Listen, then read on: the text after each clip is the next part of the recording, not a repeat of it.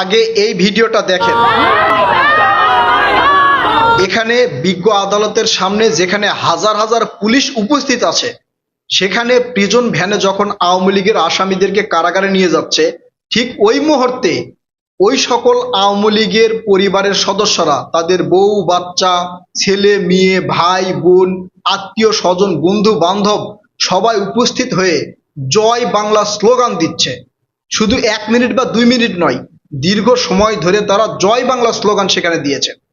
আওয়ামী লীগের নেতাকর্মীরা কেন এটা করতেছে, ভবিষ্যতে আরো কি করবে, এবং এই সামনে ত্রয়োদশ জাতীয় সংসদ নির্বাচনে আওয়ামী লীগের নেতাকর্মীরা বা আওয়ামী লীগ সমর্থিত জনগণ কাকে ভোট দিবে বা কোন দলকে ভোট দিলে তারা ভবিষ্যতে নিরাপদে থাকবে, আওয়ামী লীগের নিরীহ লোকজন নিরাপদে থাকবে, এই ভিডিও যদি আপনারা শোনেন পুরোপুরি ক্লিয়ার হয়ে যাবেন। একই সাথে যারা আওয়ামী লীগের সাথে থেকে গুপ্ত রাজনীতি করেছে, আওয়ামী লীগের বিচার হলে তাদের বিচার কেন হবে না, সেই প্রশ্নও আপনাদের মনের মধ্যে জাগ্রত হবে। একবার এই ভিডিওতে বিশ্লেষণ করে দিব এবং অনেক ক্ষেত্রে আওয়ামী লীগের নিরীহ লোকজনের উপরে যে প্রহসন চলতেছে সেটাও তুলে ধরব। হয়তো আওয়ামী লীগের পক্ষে যাবে ভিডিওটা, তারপরও আপনাদেরকে বলি, সত্য কথা তুলে ধরা আমার দায়িত্ব এবং কর্তব্য, কারণ আমার ভিউয়ার্স যারা আছে তারা সত্য কথা শুনতে চায়। আসেন প্রথমে এই আওয়ামী লীগ নিয়ে কথা বলি, তারপরে বাকি কথাগুলো বলছি। আমার কাছে প্রায় কয়েক হাজার মেসেজ আসছে এবং তথ্য প্রমাণ আসছে যে আওয়ামী লীগের নেতাকর্মীদের অনেক আগে বা আওয়ামী লীগ সমর্থিত অথবা একজন ব্যক্তি কোনো এক সময় আওয়ামী লীগের এক মিছিলে গেছে, সেখানে তার ছবি তোলা হয়েছে, সেই ছবি তার আছে, সেই ছবি দেখে তাদেরকে গ্রেপ্তার করা হচ্ছে। এইটা কেন গ্রেপ্তার করা হচ্ছে, কার ইঙ্গিতে করা হচ্ছে, সেটা এই ভিডিও দেখলেই বুঝতে পারবেন। এখন আপনাদের কাছে প্রশ্ন, এইটা কি উচিত? কোনো এক সময় মিটিং মিছিলে অনেকেই ইচ্ছাকৃতভাবে যায়, অনেকেই 10 টাকার বিনিময়ে যায়, তাদের ছবি আছে, তাদের গ্রেপ্তার করা হচ্ছে। গাজীপুরে এনসিপি নেতাকর্মীদের উপরে নাকি হামলা করা হয়েছে, সে হামলায় ডেভিল হান্ট পরিচালনা করা হলো এবং সারা বাংলাদেশ থেকে আওয়ামী লীগের হাজার হাজার নেতাকর্মীদের গ্রেপ্তার করা হলো। তারপরে এই যে শহীদ শরীফ ওসমান বিন হাদি, যখন হাদির উপরে আক্রমণ করা হলো, হাদিকে শহীদ করা হলো, তারপরে ডেভিল হান্ট ফেজ 2 অভিযান পরিচালনা করা হলো, আওয়ামী লীগের হাজার হাজার নেতাকর্মীদের গ্রেপ্তার করা হলো। এখন এখানে প্রশ্ন হলো, তারা সবাই কি আওয়ামী লীগের দুর্নীতির সাথে যুক্ত ছিল? আওয়ামী লীগের অপরাধের সাথে যারা যুক্ত ছিল তাদেরকে ধরেন, তাদেরকে আইনের আওতায় নিয়ে আসেন, তাদেরকে প্রয়োজনে ফাঁসি দেন। আওয়ামী লীগের শীর্ষ নেতারা যারা ছিল, যারা অপরাধী ছিল, যারা হচ্ছে অপরাধের সাথে যুক্ত ছিল, যারা আমাদের এই গণহত্যায় আমাদের ভাইদেরকে হত্যা করেছে, তাদেরকে আপনি ধরেন, মামলা দেন, হামলা করেন, যা ইচ্ছা তাই করেন, কোনো সমস্যা নেই। কিন্তু আওয়ামী লীগের যে সকল নিরীহ ভাই বোনেরা আছে, যারা নামে আওয়ামী লীগ অথবা নাম আওয়ামী লীগের সাথে গেছে, আওয়ামী লীগের কোন এক নেতার সাথে ছবি আছে, তাদেরকে কেন গ্রেপ্তার করা হচ্ছে? এই কথা যখন বিএনপি বলতেছে, তখন বলতেছে বিএনপি আওয়ামী লীগের দোসর, বিএনপি আওয়ামী লীগকে আবারও ফিরিয়ে আনতে চাই। কারণ এই যে বিএনপির মহাসচিব মির্জা ফখরুল ইসলাম আলমগীর বলেছে যে আপা আপনাদেরকে বিপদে ফেলে দিল্লিতে বসে আছে, আমরা যদি ক্ষমতায় যাই আওয়ামী লীগের যারা নিরীহ ব্যক্তি যারা রয়েছে তাদেরকে আমরা আগলে রাখবো। এই কথা বলার পরে এই জামাত শিবিরের বট বাহিনী যারা সোশ্যাল মিডিয়ায় আছে, সেটা ব্যাপকভাবে ছড়িয়ে দিয়েছে আর বলছে আওয়ামী লীগকে পুনর্বাসন করতে চায় বিএনপি। আওয়ামী লীগের সমর্থন এখনো কি পরিমাণ বাংলাদেশে আপনারা জানেন? আমার অনেক আগের ভিডিওগুলো দেখে আইসেন, যদিও ভিডিওগুলো আপলোড দিয়েছিলাম এই অন্তর্বর্তীকালীন সরকারকে একটু হুঁশিয়ারি করে দেওয়ার জন্য। জনগণ যখন বলা শুরু করেছিল যে আমরা আগেই ভালো ছিলাম, কেন ভালো ছিলাম সেটা পর্যন্ত তুলে ধরা হয়েছে। কারণ এই সরকার যাতে একটু অন্তত একটু ভালোর দিকে আসে, ভালোর দিকে কি আসছে সেটা আপনারা জানেন, সংস্কারের নামে কি সংস্কার করছে সেটাও আপনারা জানেন। এখন এই যে আওয়ামী লীগের নিরীহ ভাই বোনদেরকে ধরে মামলা দেওয়া হচ্ছে, একটা মামলা একজনকে গ্রেপ্তার করা হচ্ছে, ওই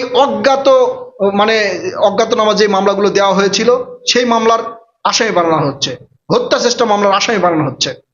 এটা কি ঠিক করা হচ্ছে এই আওয়ামী লীগ ভাইদের সাথে? তারা যদি অপরাধ করে থাকে, তারা যদি সত্যি যুক্ত হয়ে থাকে বা তারা যদি তার সাথে কোনোভাবে সম্পৃক্ত হয়ে থাকে, বিচার করেন। এখন এর পরবর্তীতে কি হবে, আরো কি হতে পারে? ধরেন আওয়ামী লীগের নেতাকর্মীরা যারা আছে তাদের সবাইকে গ্রেপ্তার করা হয়েছে, অনেককে জামিন দেওয়া হচ্ছে, কারণ মামলার নামে আবার অনেক কিছুই চলতেছে। যাই হোক, অনেককেই জামিন দেওয়া হচ্ছে, আবার অনেককেই নতুন করে গ্রেপ্তার করা হচ্ছে।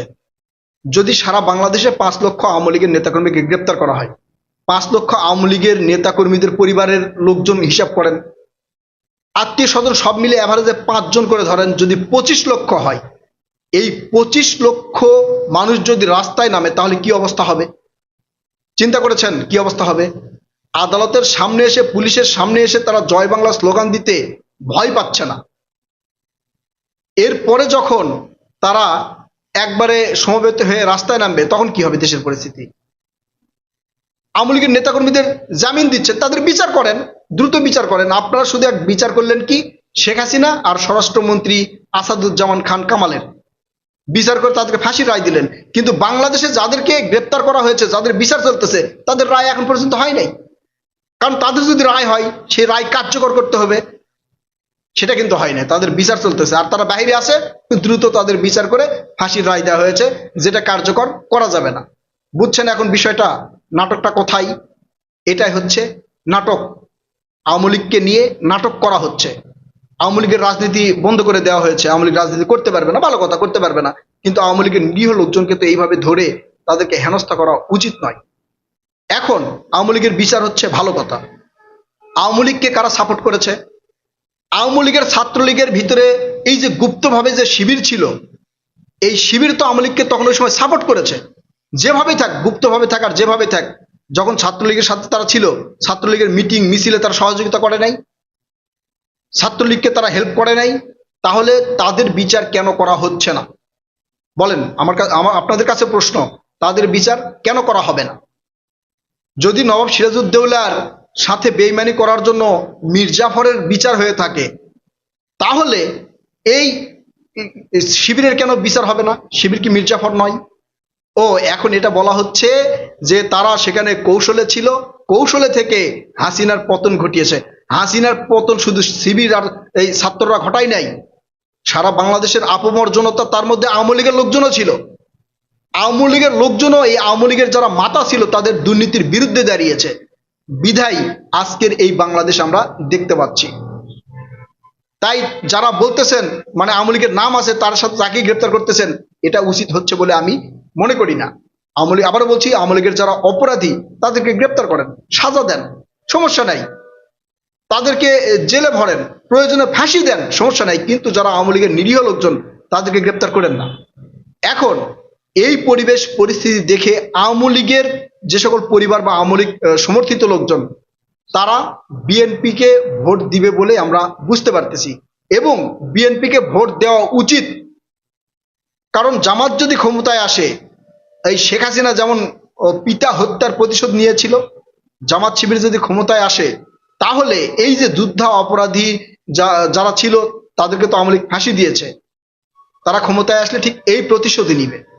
আওয়ামী লীগের নাম বাংলাদেশে রাখবে না, ঠিক আছে? আওয়ামী লীগের নাম রাখবে না, হয়তো আওয়ামী লীগের নাম থাকবে না, কিন্তু কোনো এক সময় আপনি আওয়ামী লীগের সাথে যুক্ত ছিলেন, জড়িত ছিলেন, অথবা হচ্ছে আওয়ামী লীগের মিটিং মিছিলে গিয়ে এক কাপ চা খেয়েছেন, তারাও এদের হাত থেকে ছাড় পাবেন না।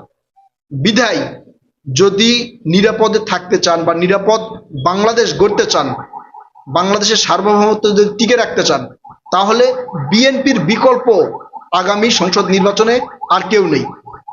বিএনপিকে ক্ষমতায় না নিয়ে আসতে পারলে আওয়ামী লীগের যেগুলো নিরীহ লোকজন আছে তাদেরও সমস্যা হবে। বাংলাদেশের একটা অস্থিতিশীল পরিস্থিতি বিরাজ করবে, আন্তর্জাতিক বিশ্ব বাংলাদেশকে জঙ্গি ট্র্যাক দিবে। বিধায় আগামী যে সরকার গঠন হবে, সেই সরকার বিএনপির নেতৃত্বে গঠন করতে হবে। যদি দেশের ভালো চান, তাহলে অন্তত এইবার বিএনপিকে ভোট দেন। প্রিয় দর্শক, আপনারা কি মনে করছেন? আপনারা আপনাদের মূল্যবান মতামত কমেন্ট করে জানাবেন। কথা হবে নতুন কোনো ভিডিওতে ইনশাল্লাহ। ততক্ষণ পর্যন্ত ভালো থাকবেন। আল্লাহ হাফেজ।